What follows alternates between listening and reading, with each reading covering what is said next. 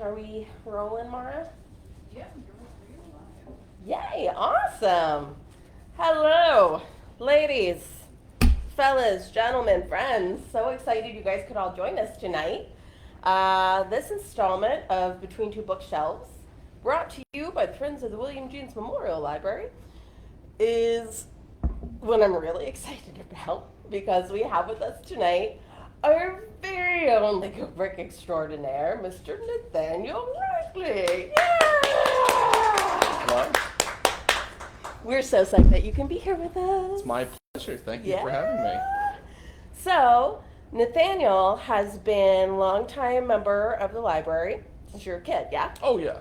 As soon as I was old enough to read. That is awesome. And any of you who are local out there watching and can come by to our library or have come through the years and have seen any of the incredible Lego displays that we have, they were built, brought by, designed by, in many cases, Nathaniel here. And he's such a blessing and a boon to our community. Definitely inspired so many creative events with the kids. It's awesome.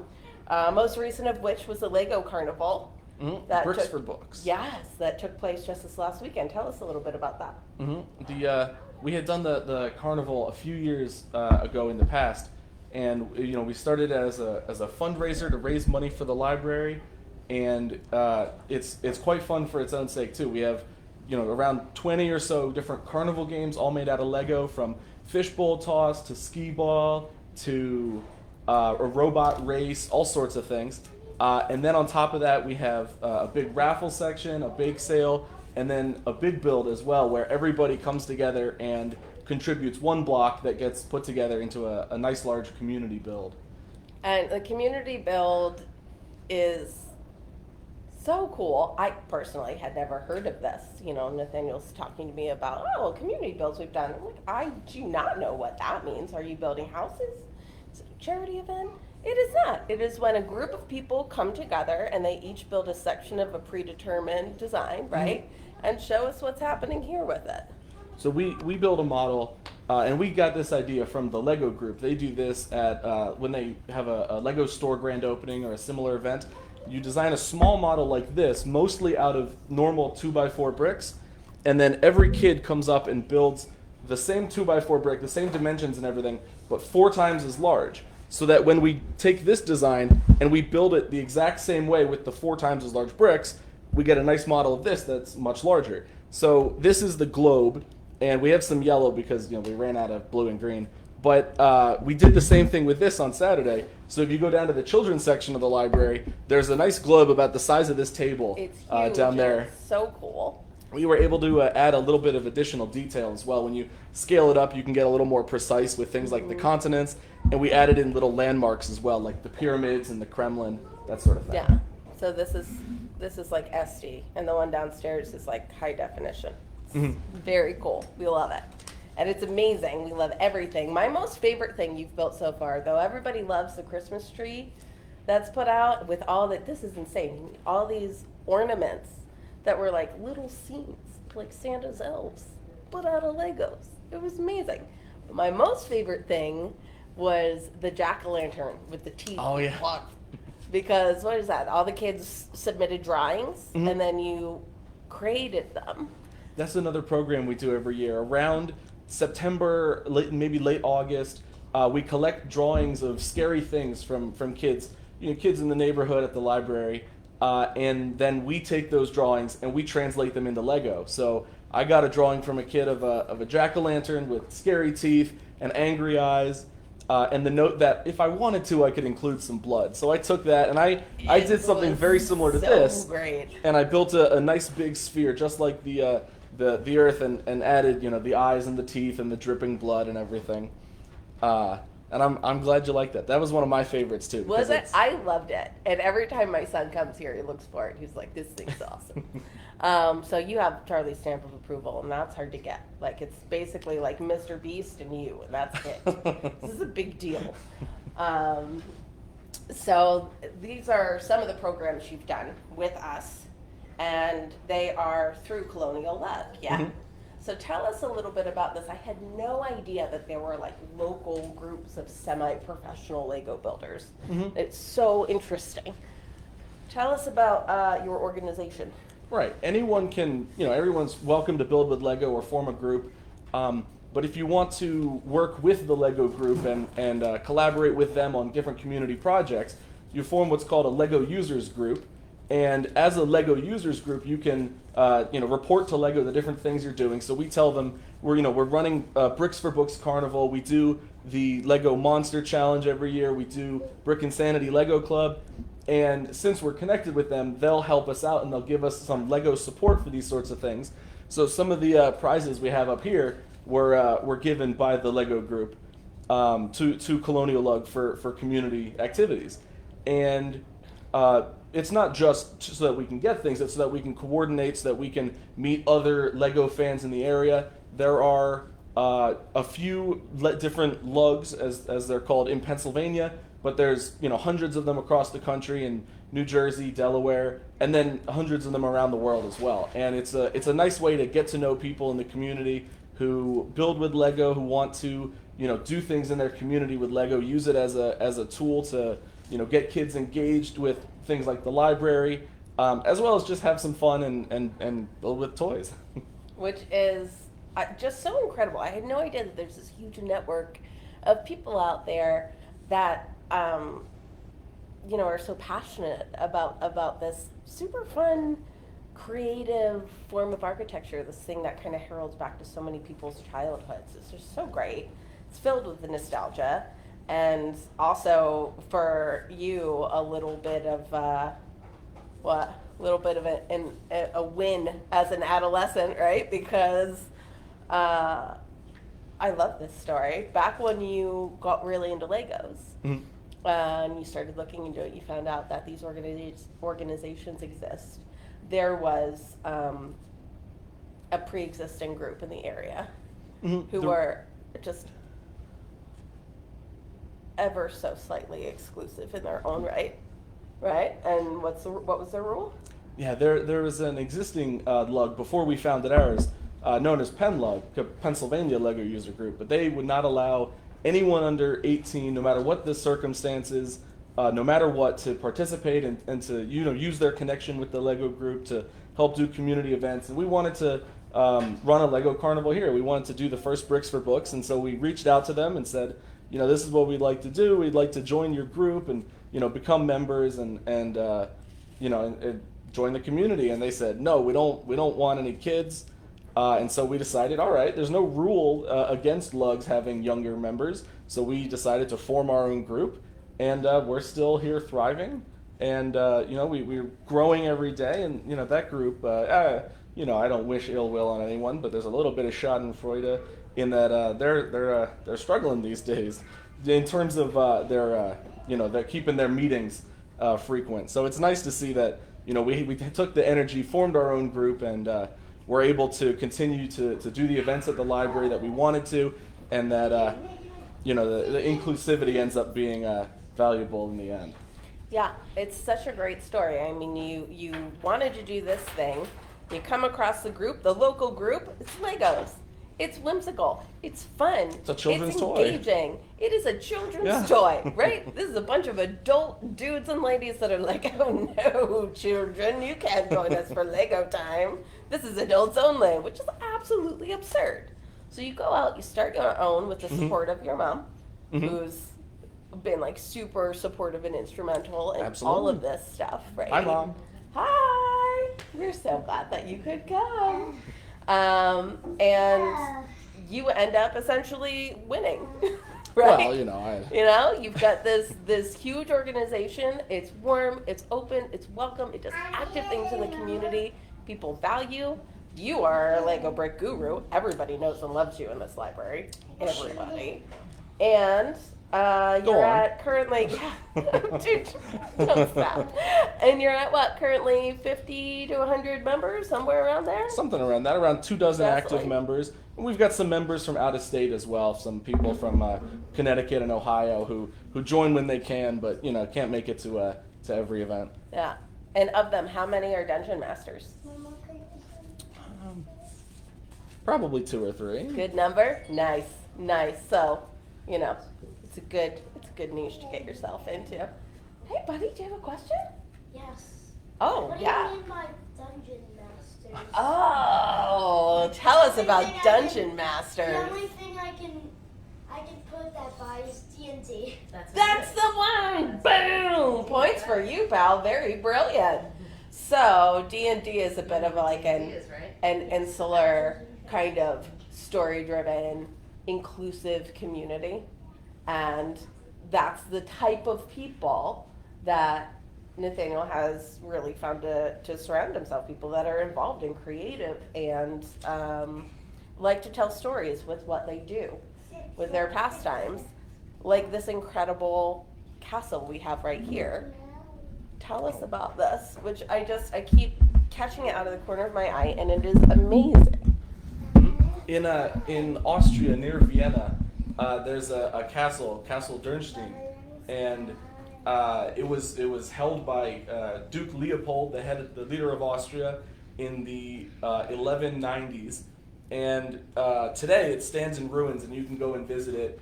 And it's a good hike up there, and then you can climb to the top of the castle. But back in its heyday, it was the seat of power for the head of Austria. And at one point, King Richard the Lionheart, the famous English monarch, was marching in the Crusades, and he came across Duke Leopold and was captured by him and held in this very castle. And so it was an important castle over time. And I visited it in my travels in Europe and thought, this would be a cool thing for me to have on my bookshelf. I think it would be a lot of fun to build. So I did my very best, and I tried to recreate it as it would have looked in the 1100s. And it's brilliant. Oh, thank you. It's just an example of how Lego can, it's a great way for children to learn fine motor skills and creativity and out of the box thinking. But it can also be just a medium for art to create whatever you feel like creating, to express yourself or build something beautiful or whatever you feel like doing. I think these rock formations you've created are so interesting. I always think of Lego bricks as being just like static cubes, with everything being pixelated. But there's so many more shapes now, it seems like. And that's part of the evolution of the brand, yeah? Mm-hmm. Yeah, it could be anything from the globe, which is just almost exclusively, normal 2x4s, to something made out of, thousands of pieces that are all in completely wild shapes and sizes. And every month there's a website that keeps track of which new elements came out. And this is just the tip of the iceberg in terms of building non-geometric things. There's plenty of people who have done really fantastic work that you look at it and you wouldn't even recognize that it's Lego. There was one that I remember. It's a model of a Wii remote stuck in a TV screen. And you look at it at first glance and you think, oh, somebody smashed a Wii remote into a TV screen. You get up closer, 6 inches away, and you go, oh no, these are all Lego pieces. There's a lot of really fantastic creations out there. But personally, I do like to lean towards the 2x4. I think that things like the globe, when you build with restrictions, I think that really enhances the creativity, and it really feels Lego in a way. It keeps the identity of what it means to So you're build a something purist. like Lego. A little bit, yeah. Yeah. Sometimes some new pieces will come out, and I'll think, oh, if the designers had been a little more creative, they wouldn't need that new piece. Just stick to the old bricks. We don't need all the new stuff. That's just the old man fantastic. in me. Yeah. And well, no, I mean, I think there's something to be said for it. It's part of the challenge, and it's part of that, like I said, that nostalgic allure, that draw. I'm hard pressed to think of people in my life that hadn't sat at some point in time playing with Legos. And I realized after our months ago, the first time we were meant to be doing this interview, I realized that in fact, a lot of the much older people in my life were playing with wooden blocks that were made by Lego, which is so interesting. I had no idea that the company started out with that. Oh yeah, and I believe it was around the late 1930s or early 1940s, they started producing toys, and they started off with wood and a little bit of metal And over time, they met plastic merchants, people who had designed bricks similar to the Lego brick, and they thought, this is a good niche to get into. This is a good thing to try. So after the war, they were doing well, and they made a factory for the plastic bricks. And eventually, the production facilities for the wooden and metal things burned down, and they decided we're going all in on plastic. And the Lego brick became the focus of the brand ever since. And if you happen to come across any bricks from the 1950s era, they still work perfectly well with normal 2x4s today. It's the same Really, scale. they never changed the Some molds. of them will get a little bit warped over the years, Yeah. but for the most part, they still fit together. They still fit great. And in the globe model that we have downstairs, there's some bricks that I've noticed they changed their font on it, so you can tell that there's a couple bricks down there Oh, that cool. do date back to around the 1950s, that sort of era. These enormous stacks of Legos, bins of Legos I've seen you bring in. Where did these come from? Do people donate these to you? Lego sends them to you? Is it like you have literal storage bins? Yeah. Just mountains of them. Where does one acquire so many Legos? A lot of it does come from Lego. A lot of the 2x4s, since we do these events, they'll send it to us. They sort of consider it marketing because we're showing off, what you can do with Lego, the great things that you can build with it. But beyond that, there have been people who have donated to us specifically for, Brick Insanity Lego Club people or the Bricks for Books Carnival. People will say, we've got this Lego that we don't really need, so we'll give it to the library. You guys will find a good use for it. And then, other than that, just accumulating it over the years, finding it whatever we can at yard sales, on clearance, because it is quite expensive. But once you get it, it lasts for a long time. It's like out of control Yeah. compared to when I was a kid and probably when you were a kid. But it's really kind of amazing that the Lego company is supportive in that way. You don't think of this. I mean, here's something that, like you said, it's been around since the 30s, and you don't think of these huge global companies as caring about a group of people in the Pennsylvania suburbs doing this. So do you find that they're very supportive of you guys? There's good relationship, good communication? Yeah. Our Lego, our LUG ambassador Jeff is always, very communicative with Lego, and they respond in kind, and they always are great to us personally. But I think one example that sort of demonstrates what the Lego group really cares about is on their, I think it's their quarterly business report. They have their little graphic with like 10 stats about the company. And Lego's privately owned. It's owned by the Christensen family, so it's not for shareholders, but it's just for people who are interested. And they have right next to profit and revenue, they have the number of kids who have built with Lego, and it's the same size on the page, and it's the same color, and it's bold and everything. And that to me really shows like they do care about getting their toys into the hands of kids, making sure that kids are learning to be creative, to be problem solvers, to enhance their fine motor skills, and that it is a priority for them, and it's not just about making money for them, which I really respect, and I agree with. I think that's very important. It's just incredible. I mean, it really is. I had no idea how extensive and how supportive this community of people was. I mean, for what was it? I don't know, maybe a year and a half. I would come into work, random day, and there would be these crazy over the top, life-size Christmas trees, the pumpkins with the blood, and there's the aquariums that were like so bizarrely realistic. I expected the little Lego fish to move around in them. It's nuts. I would be like, oh yeah, the Lego guy came by, as though it was like the Tooth Fairy came, like Santa came. Oh, the Lego guy was here. Oh, we unlocked the door and there was Lego sculptures. Like, where do these come from? The Lego guy.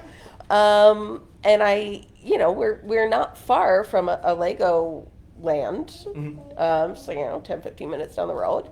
And I thought we must have some kind of connection with them. And we do not. And then, let's say when this program came up, people were like, oh, you should talk to Nathaniel. He's our Lego guy. And that's when I learned that we had a Lego guy, our own Lego guy, which is pretty awesome. And I was excited about the idea of this. You had an interest as a young boy, and here you are an adult. And not only is it something that's a creative outlet for you, and a social network for you and a support for you, but it's a way that you continually give back. You mentioned while you were talking about people donating things, you mentioned Brick Insanity, which is a long-standing, it's got to be one of our most popular programs.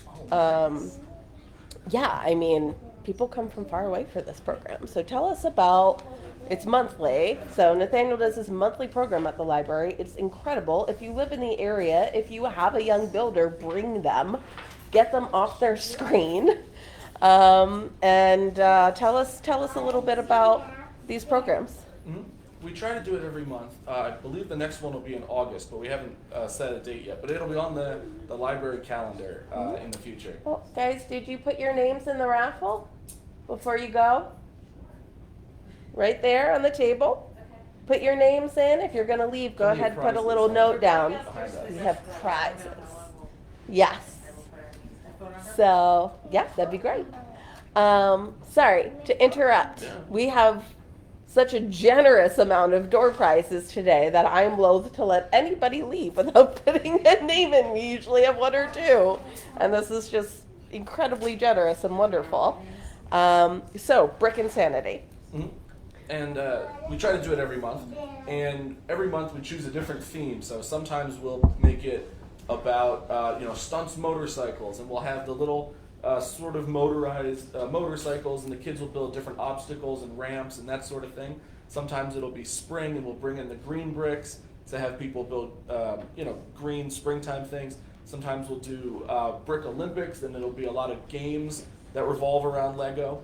But we change it up every month, and it's free for all the kids to join, and we just try to make sure that kids are using their imagination, building things. They're free to build whatever they'd like, and not everybody has a lot of Lego at home, so we bring in the Lego for them, and then they can use their imagination to build whatever they can imagine. It's a blast. The one that I came to with my little guys, because I wanted to see what it was all about. I wanted to prepare for this interview, and my kids loved it. I'm hard pressed to get my kids to get in the car for a 10-minute trip to like the grocery. Drive an hour to play with Nathaniel, no problem. They're like, when can we go? They're standing by the door with my keys, like, move it. We had so much fun. My favorite thing was how many little Lego humans can you dig out of a bin of Legos in like a prescribed amount of time. I think I probably could have sat there all day doing that. It was such a simple concept. But I was like, you've got to be kidding me. How did you get 12 more guys than me? Go again. And it was a blast. It was so interactive, and it was so fun. Even as a parent, to be there, not only to watch the kids, but to participate with them. And I just absolutely loved it. I mean, are events like this, is this something that you had in your life when you were young? Like, what drew you to this? Yeah, the original name for the Lego Club was Mr. B's Lego Club.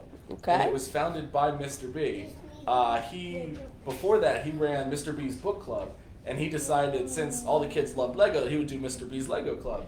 And I think the Lego Club part of it started when the library was over at Hart's Lane. Mm-hmm. So this was a number of years ago. And then when he left, I don't remember all the details, but when he left, I with the help of my family, we decided we'll keep it going, and we'll still run it because it's a good program. And I enjoyed it, and my brother enjoyed it, and we thought there's going to be a lot of other kids who are going to enjoy it and learn from it. And it's a good way to get out of the house. I know there's a few kids who are homeschooled who get to come and build their social skills, that sort of thing. I was privileged enough to have it, so I wanted to pass it along. That is so awesome. Now, in addition to all of these, the building challenges you do here with our community, the Bricks for Books, Lego Insanity, or Brick Insanity? Brick Insanity. You do competitive Lego building, yeah? I will say real quickly, the Brick Insanity name was chosen by kids. At one of the meetings, still at Hart's Lane, we had a vote because Mr. B was leaving, so we had to change the name to something. And the kids decided Brick Insanity, and it's stuck ever since. That's fantastic. Because you're all crazy for Legos, or because Exactly. you're crazy for spending all of your time building Legos? Well, depends who you ask, I suppose. You told me once, like in passing, how many Lego bricks you have in your basement, and I was like, I call shenanigans on that. It's ridiculous. What is the number? Oh, it's tough to have an accurate number. It was something crazy. We have the entire lug collection, probably 10,000 of these 2x4s in a dozen colors. That doesn't make sense.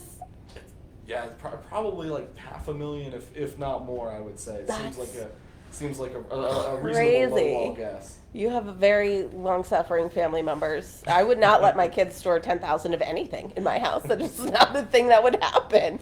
Though right now we do have a really impressive solo cup tower in our basement. I mean, it's nearly ceiling height. And I'm terrified to go down there now because, like, the slightest breeze will bring it crashing down. The same is true of the Lego towers we have down there. Yeah, that's. I've seen some really high ones built at Brick Insanity, like really high. And they're pretty simplistic, but I've seen you build and bring in builds that are really, really complex, really amazing. And they're things that you make competitively. Yeah? So tell me about that. How?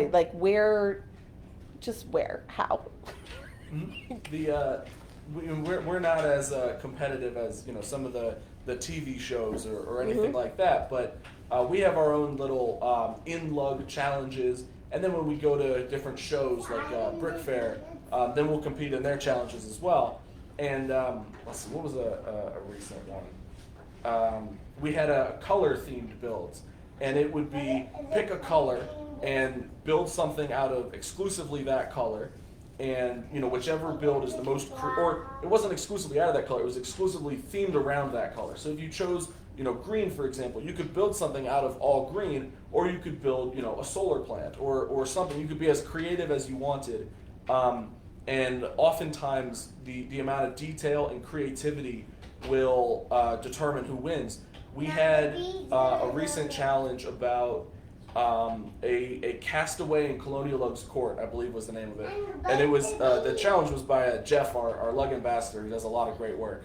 And the winner was one of our members who designed a person with a vaccine being chased by a bunch of angry townspeople in the 1100s Germany or wherever.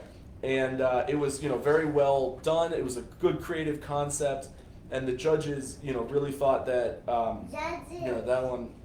That's right, the judges. Yeah, man. They thought that one would have the best combination of skillful technique and creative idea. So we really try and push ourselves to be better, and we always try and improve too. I think this is okay generally speaking, but 5 years ago I would have been much It's so worse. rad. Look at these little bloopy trees. They're so cool. I love it. And I appreciate that they're like very much to scale. You don't have the big triangular Lego tree next to. That's what it was when I was a kid. That tree dwarfs the house you just built, but that's what it is. We still have those. We still use those, but that's one of the other things. The nice things about having competitions and having a Lego users group community is that you can build with each other, bounce ideas off of each other, learn from each other. Some of our members are way more technically skilled than I am. Like Jeff, our ambassador, my brother Zane, a bunch of the other people. Heck, one of our members works at the model shop in Enfield, Connecticut at the U.S. Lego headquarters. Oh, cool. And just being able to, look at what they've done and go, oh, I could do something similar to that, or I could borrow the way that they did this bookshelf, or, whatever it is, being able to grow. Just like how, painters will look at other famous paintings and go, oh, I like what they did there, I'll try and learn from that as well. And now, just to be clear, this is not like a bunch of grown men and women sitting on the ground building Legos. This is designed. This is planned. It's discussed. You were talking to me a little bit about how you go from a small scale to a large scale in your design. Tell us about that, because I think a lot of our multimodal learning, computer-centric young people watching would be really interested in that. Right. So some of it is still like tactile, and you just sort of improvise it as you go. But for a number of models, for example, over the summer we're going to be displaying a bookshelf collaboration where each of us build one little section of a library, and then we combine them all to make a really nice community library to fit with the theme of All Together Now. And for that, we initially designed the module. Jeff, our ambassador, designed the first one on a program called Lego Studio, which is where all of the Lego elements exist in the digital world. And sometimes they can be much easier to manipulate. For example, with the globe, I did that one in Studio so that I could manipulate the colors, and I didn't have to, dig through the green bin to find something, and then, oh, that one shouldn't be green, that should be tan, and then dig through the tan bin. And it was easier to use the digital software for that. It's so cool. So, Lego Studios is something you need a membership to, or does it just exist out there? How does one go about getting to this? I want to virtually build things.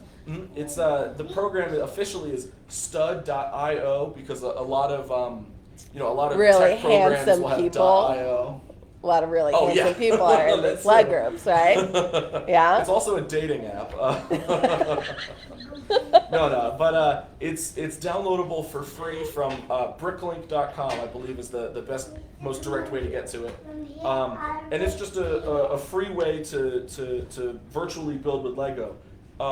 And if you're going to build something like like a library module where you want to collaborate with people, you can design it online and then just email it to them so that they can go in and see exactly how you built everything, exactly what you have in mind, and they could make some edits and send it back. We did that on the globe. I had done something for South America, and I sent it to Jeff, and he was like, oh, I want to tweak it a little bit. So he just went into the studio file, tweaked it, sent it back. I didn't have to drive the globe to his house and back or anything.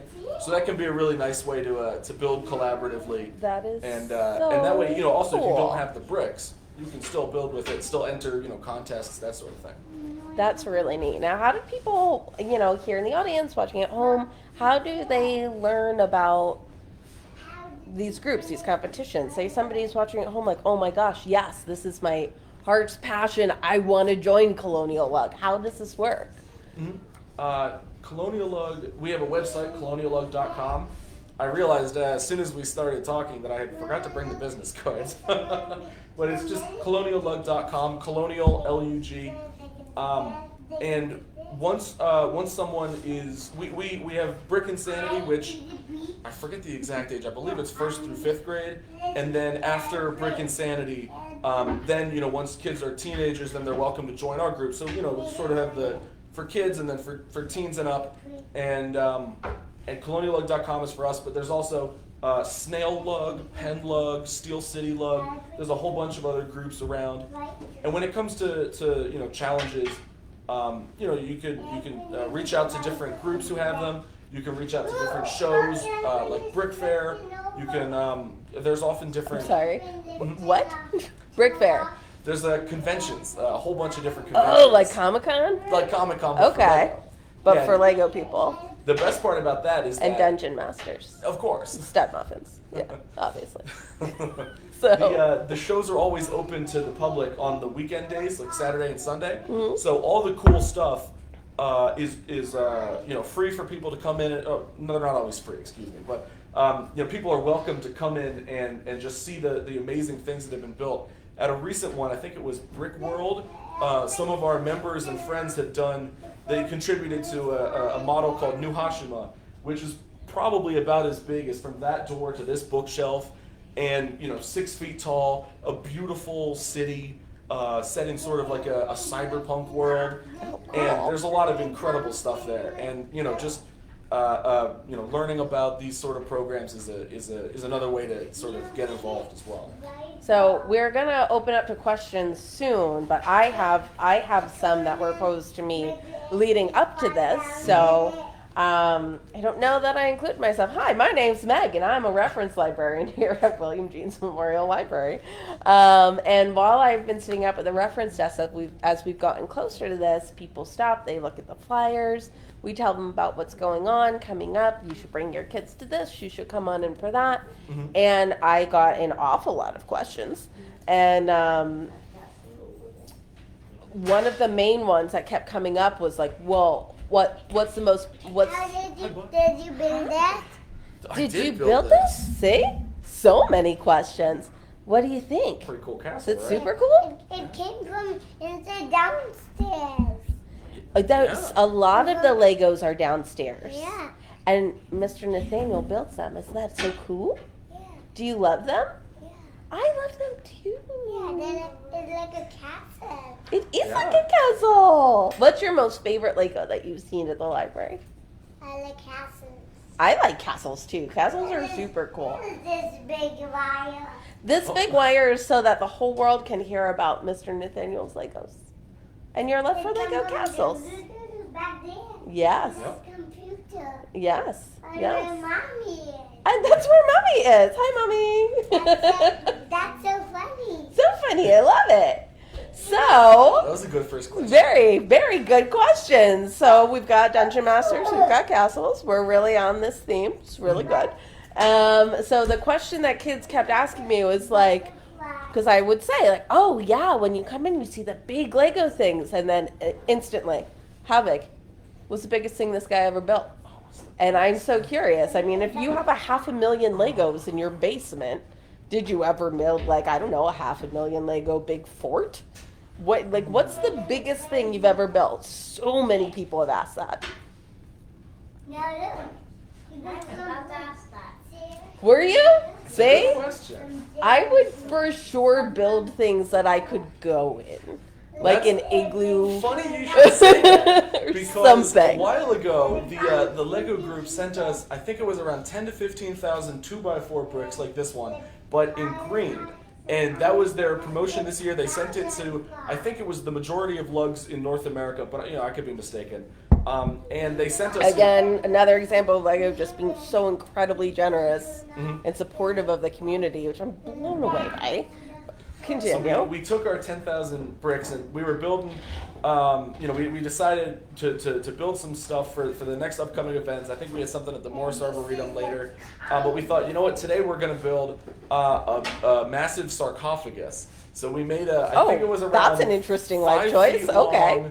long, green sarcophagus. I believe it had a lid as well. We might have used some base plates for that.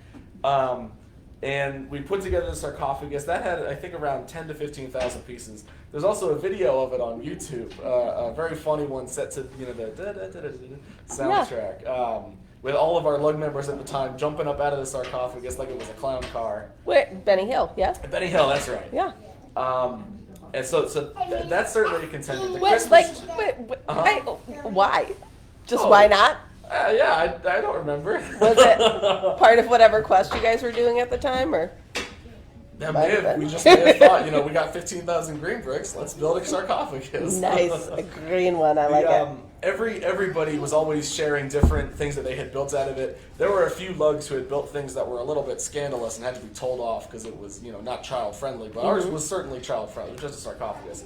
Then we used a lot of the same pieces to build the Christmas tree, which it ended up being about 6 feet tall. I think that one might have been around 20,000 pieces. Including all the ornaments and decorations. I'm annoyed with myself that I didn't think to blow up a photo of it because it was just mind blowing. I mean, years ago, has to be 10, 11 years ago now. I went to Disney World for the first time, and they had the dragon from Sleeping Beauty, and it was life size. I don't know if this is a permanent installation or what. Don't know if it's still there, if it's just there when I was there.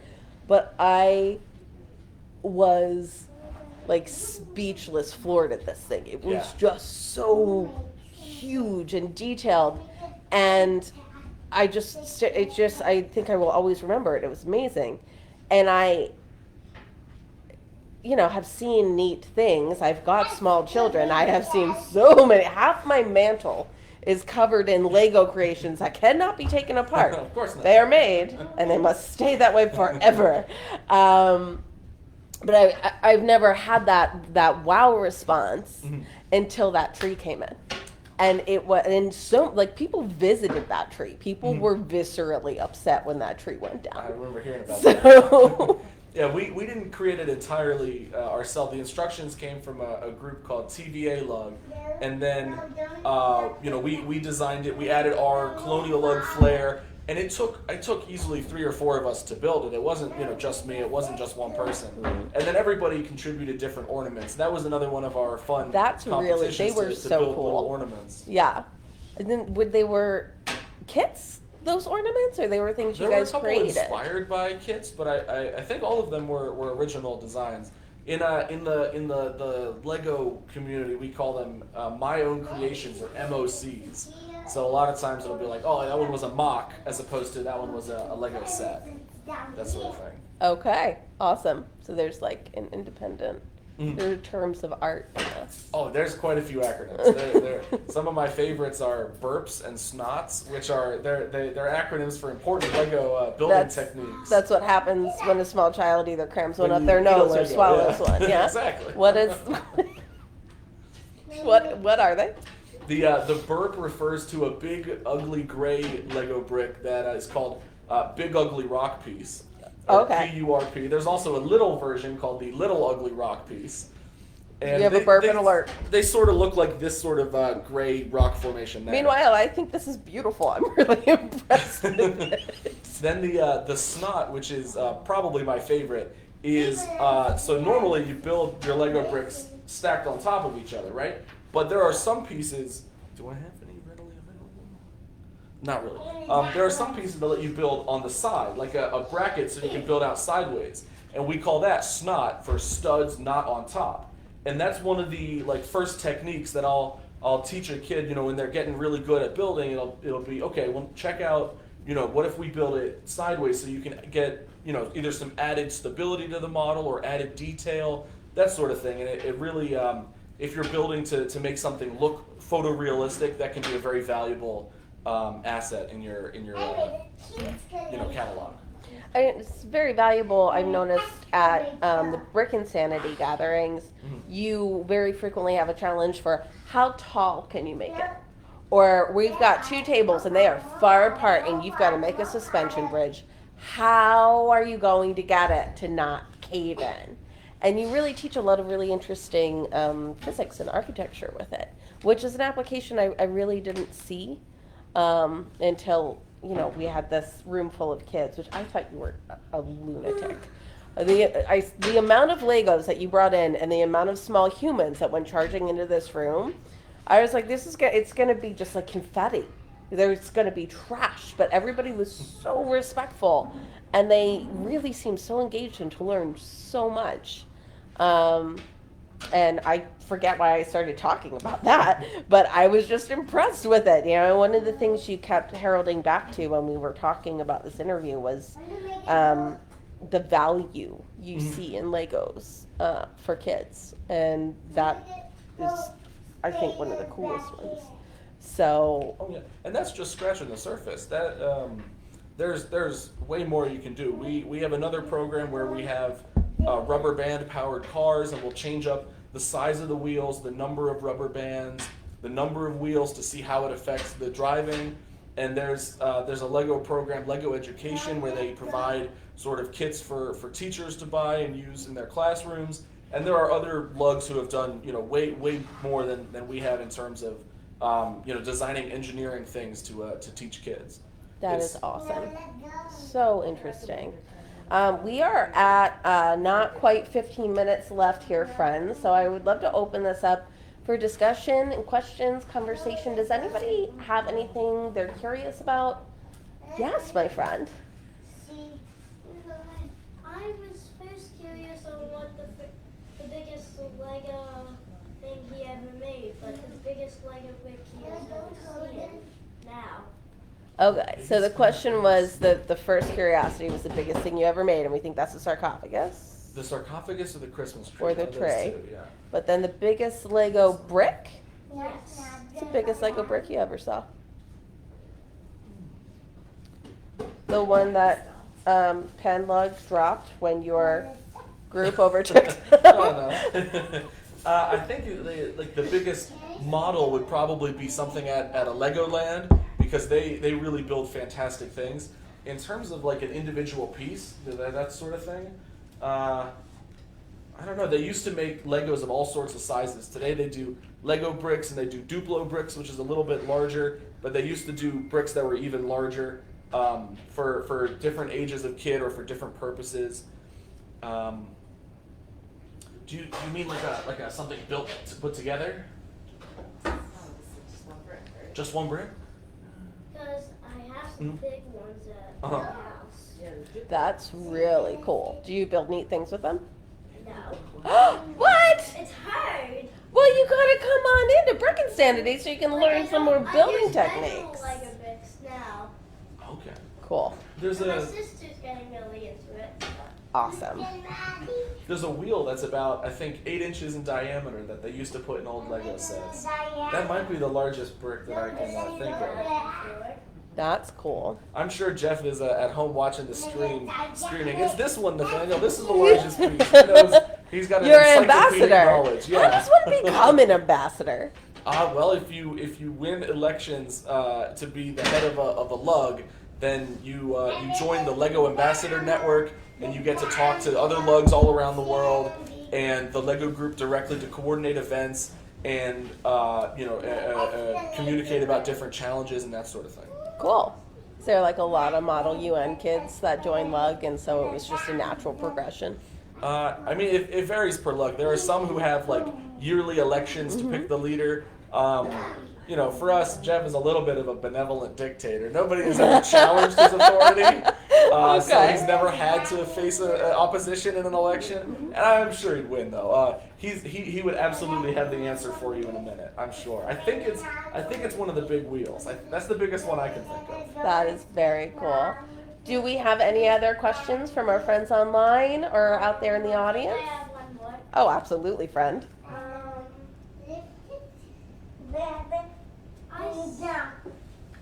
What's, instead of the biggest Lego thing you ever made, the biggest one that you ever seen? Since I have seen some giant ones. Right. I think that's probably something at Legoland, because that's a good point. Some of the stuff at Legoland will be really large and underwater, like they have a sea serpent that goes in and out of the water at Florida. They also have life-size pickup trucks that they've built. There's the giraffe at the local Legoland Discovery Center. Yeah, that is very cool. But another one that's probably up there, I'm not sure if it's as many pieces, but it was probably 15, 20 feet tall, was the Statue of Liberty that they built in New York City for, I think it was for July 4th one year. And when the Flatiron building, the Lego store at the Flatiron building opened a few years ago, they brought in master builder Dan Steininger, who has taught me a lot about how to do Legos with children. They brought him in to build, I think it was probably the world's tallest Lego Statue of Liberty at 15, 20 feet tall. So that's got to be up there with the giraffe and the other sorts of big models. Wow. That is so cool. Now that reminds me, one of the things that we were careful about was, it was pretty fun to do the flyers and the promotionals for this particular installment of Between Two Bookshelves, because we could not, much like Greg Zankowski, who's our gardening expert, we couldn't call him a master because you actually need to be certified, right? We couldn't call you a Lego master, even though you are, obviously, because that's like an earned title and like a paid job in some instances, which is wild to me. Yeah. So it's like, when you hear about, like, it's someone's job to taste all the chocolates and decide which one gets produced. How do you get that job? How do you become a Lego master? That's wild. I would say there's a few different types. There's the people who win Lego Masters, the TV show, who could be called Lego Masters. Then there's Lego certified professionals who are people like Sean Kenny and Nathan Sawaya, who are they're worth a Google because they do really artistic things. And like Nathan Sawaya has exhibited at museums because he'll take, exclusively 2x4s and he'll build, men ripping their chests open and or pulling their own heads off as a sort of, expression of self using the Lego brick and using that as a medium, just like you would paint or marble, that sort of thing. And then beyond the certified professionals, there's also Lego master model builders, who are the people who will do a lot of the big community builds. Like we did the earth and then scaled it up downstairs. They'll do a similar sort of thing. That's where we got the idea from. But they'll do it larger. They'll have steel superstructures that they build around. So you'll walk down to an event and there'll be a big steel skeleton, and then over the course of 3 days, it'll turn into a big Lego Hulk that's 8 feet tall and looks perfect. And then I think the fourth type would be the Lego set designers, who design the kits just like these behind us, and they work in Denmark and do all the designing for that. And that one might have the most straightforward career path, which would be to build a lot of really good models, work on your skill, and then demonstrate a little bit. You got to build up a portfolio just like with any architecture or sculpture based job. Prove a little bit that you've got your product will sell, and then you apply whenever they have an opening. And one of our friends from Pennsylvania, Carter Baldwin, was able to get a job working doing just this thing in Denmark. Cool. Does one have to go live in Denmark to do this? Oh yeah. He moved all the way over, and that's one of the things that will prevent some people from applying for the job. Yeah. The fact that you have to move over there, you have to completely upend your life. But for some of the other things, for a master model builder, for a certified professional, or just the show Lego Masters, those you can do. They got a little more convoluted but flexible entry paths. Are we gonna see you applying for Lego Masters or what? I don't know. We've thought about it. They reach out to LUGs to invite applicants, but we'll see. Is Jeff super opposed to it? Is this an iron fist thing or is what? No. There's always contracts to sign whenever you do television, so we're always just a little bit hesitant and skeptical of getting on TV and that sort of thing. But never say never, right? So I don't know. Would you guys watch it? Yeah, I'd watch it. Yes. Yeah. We watched it. Yes. I watch it. For sure you'd watch it. So who wouldn't? Especially if it's local. I know. I vote yes. I vote you go in. All in on that one. Local guy, Lego Masters, we watch it, right? For sure. All right, friends, we have to start to wrap up now. So do we have any other questions? Anything that we're curious about? Anybody online, Mara? Okay. Keep it from back there. Where do you see yourself in 5 years? Where do you see yourself in 5 years? In life generally, I have no idea. But in terms of Lego, I see myself in probably much the same place, keeping it as a hobby. I've worked at Legoland, I've worked at the Lego store. I don't think they're for me. I like running the Lego club here at the library. I like working with the community, doing community events here at the Morris Arboretum, places like that. And I like doing some hobby things for myself. If I have a few hours at the end of the day, I'll work on a castle or something like that.